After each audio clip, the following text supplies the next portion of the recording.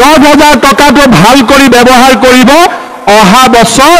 Guarantee মই আপোনালোকক আৰু 25,000 টকা দিয়াৰ ব্যৱস্থা কৰিম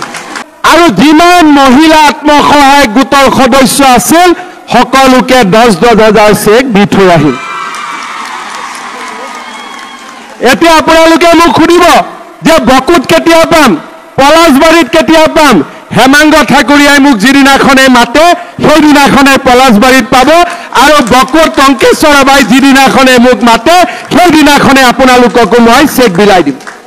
আৰু এই চিএমে মিছা কথা কোৱা মানুহ নহয় এই চিএমে যি কয় তাক কৰি দেখুৱাই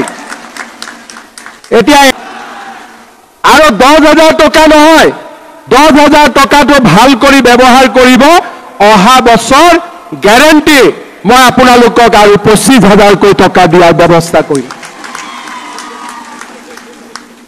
হালত ব্যৱহাৰ কৰক মুৰ্গীক ব্যৱহাৰ কৰক মৌমাখিত ব্যৱহাৰ কৰক পিঠা পনা বিক্ৰী কৰক কিবা এটা কাম কৰিব আৰু লগত গাহৰিৰ ফাৰ্ম খুলিব পাৰে যি কৰে কিন্তু কিবা এটা কৰিব যাতে 10,000 টকাটো সৎ ব্যৱহাৰ কৰিলে অহা বছৰ মই আপোনালোকক আৰু 25,000 টকা কৈ দিব পাৰো মোৰ ওপৰত বিশ্বাস আছে নে নাই আছে নাই মানুহৰ ঘৰত ৰেচন কাৰ্ড নাছিলে আমি লাহে লাহে সকলো মানুহক ৰেচন কাৰ্ড দিছো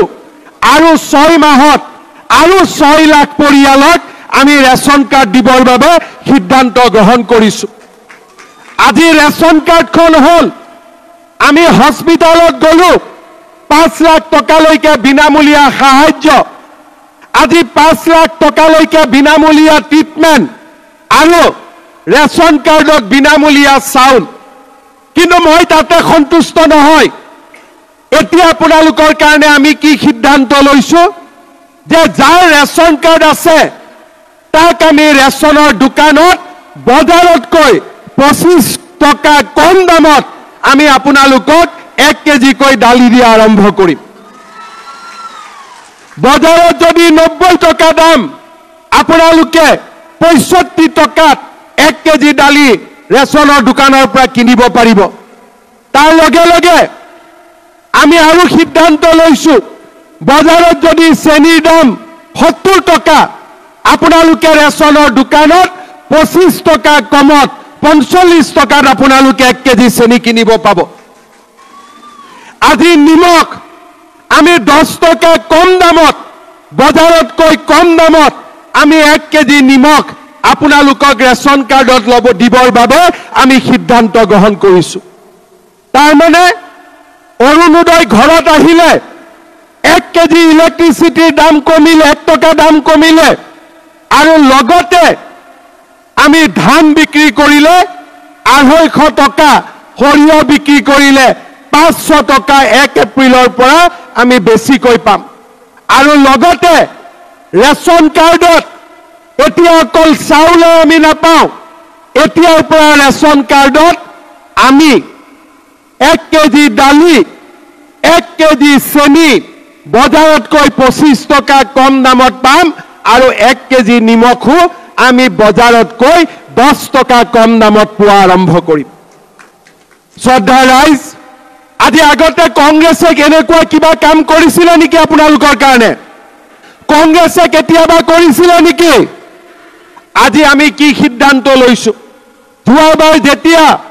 লোকসভা ইলেকশ্যনত মই বকুত আহিছিলো মই ৰাইজক সুধিছিলো যে প্ৰধানমন্ত্ৰী আৱাস যোজনাৰ ঘৰৰ জিঅ টেগিং কৰিবৰ কাৰণে পইচা দিব লাগে নেকি আপোনালোকে মোক কৈছিলে যে 20,000 25,000 টকা আমি ঘোষ দিব লাগে এইবাৰ আমি কি কৰিছো যে জিঅ টেগিং কোনে কৰিব আমাৰ জীৱিকা সখী বাইদেউবিলাকে আপোনালোকৰ ঘৰত গৈ জিঅ টেগিং কৰি দিব আৰু মই কি সিদ্ধান্ত লৈছো যে যদি জিঅ টেগিং জীৱিকা সখী বাইদেউসকলে নকৰে আমি নিজৰ জিঅ টেগিং নিজেই কৰি পেলাই চৰকাৰক আমি জমা দিব পাৰিম আমি ৰাভা আসনত ইলেকশ্যনৰ কাৰণে জিঅ টেগিং আৰম্ভ কৰা নাই কিন্তু অসমৰ চাৰিওফালে জিঅ টেগিং হৈ আছে 19 লাখ লোকে এতিয়ালৈকে জিঅ' টেগিং কৰিছে, কতো এটা টকা লোৱাৰ কমপ্লেইন নাই। ৰাভা চনৰ ইলেকশ্যনৰ পিছতে আপোনালোকৰ ঘৰে ঘৰে গৈও আমি জিঅ' টেগিং কৰিম, প্ৰত্যেকজন দুখীয়া পৰিয়ালক একোটাকৈ ঘৰ দিয়াৰ ব্যৱস্থা আমি গ্ৰহণ কৰিম। এই হৈছে আমাৰ সংকল্প। আমাৰ ঘৰত যদি কোনোবাই জিঅ' টেগিং নকৰে, আমি নিজে গৈ নিজৰ জিঅ' টেগিং কৰিব পাৰিম। ইমান সুবিধা আগত কেতিয়াও কোনো চৰকাৰে ৰাইজৰ কাৰণে দিয়া নাছিল। শ্ৰদ্ধা ৰাইজ, মেট্ৰিক পৰীক্ষা পাছ কৰিলে, ছোৱালী 11ত এডমিশ্যন ল'লে, প্ৰত্যেক মাহত তাইৰ পঢ়াৰ খৰচ চৰকাৰে দি আছো। এতিয়া 11ৰ ছোৱালী 12 পাব, 10ৰ ছোৱালী 11 পাব। আমি সকলোকে নিযুত মইনাৰ আঁচনি আমি দিয়ে থাকিম। আজি ডিগ্ৰীৰ ছোৱালী দেউতাক মাকে পইচা দিব নালাগে, পোষ্ট গ্ৰেজুৱেট দেউতাক মাকে পইচা দিব নালাগে। মোক কেতিয়াবা কেতিয়াবা ল'ৰাবিলাকে কয়, মামা আমাৰ কাৰণেও কিবা এটা কৰক। কয় নে নকয়? সেইকাৰণে এইবাৰ আমি এটা সিদ্ধান্ত লৈছো, যিমান ল'ৰা BA পাছ কৰিব, চাকৰি ইণ্টাৰভিউ পইচা দিব লাগে, ইণ্টাৰভিউ দিব যাব লাগে। BA পাছ কৰা প্ৰত্যেকজন ল'ৰাক মই 1 বছৰৰ কাৰণে বেংকৰ একাউণ্টত 2,500 টকা কৰি প্ৰত্যেক মাহত দিয়াৰ ব্যৱস্থা কৰিম। যাতে কৰবাত ইণ্টাৰভিউ দিব যাব লাগে, দেউতাক মাকৰ পৰা পইচা খুজিব নালাগে। চৰকাৰে তেওঁলোকক মাহত 2,500 টকা কৰি তেওঁলোকৰ বেংক একাউণ্টত 1 বছৰৰ কাৰণে দিয়াৰ ব্যৱস্থা কৰিব। আগত কোন চৰকাৰে আঁচনি লৈছিলে আপোনালোকে চিন্তা কৰক। দেশত আমি শান্তি আনিলো, বোমা বিস্ফোৰণ নোহোৱা হ'ল, কাজিয়া নোহোৱা হ'ল, জনজাতীয় অজনজাতীয় লোক ওচৰ চাপি আহিলে, গোৰ্খা লোকসকলৰ সমস্যা আমি সমাধান কৰি দিলো। যিমানবিলাক আধাৰ কাৰ্ড নাছিলে সকলোকে আধাৰ কাৰ্ড উভতাই দিলো। আৰু তাৰ লগে লগে অৰুণোদয়, ৰেচনৰ দোকানত চাউল, দালি, নিমখ, চেনি, ইলেক্ট্ৰিচিটিৰ দাম কম,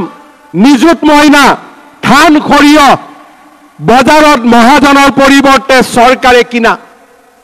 এতিয়া আমি আৰু এটা কাম কৰিব গৈ আছো। আপোনালোকে টিভি চাব। 1 তাৰিখে মই বিশ্বনাথ জিলাৰ বিহালীলৈকে যাম আৰু যিমান মহিলা আত্মসহায়ক গোটৰ সদস্য আছিল সকলোকে 10,000 চেক দি থৈ আহিম। এতিয়া আপোনালোকে মোক সুধিব যে বকুত কেতিয়া পাম, পলাশবাৰীত কেতিয়া পাম? হেমাংগ ঠাকুৰীয়াই মোক যিদিনাখনে মাতে সেইদিনাখনে পলাশবাৰীত পাব, আৰু বকুত টংকেশ্বৰ বাই যিদিনাখনে মোক মাতে সেইদিনাখনে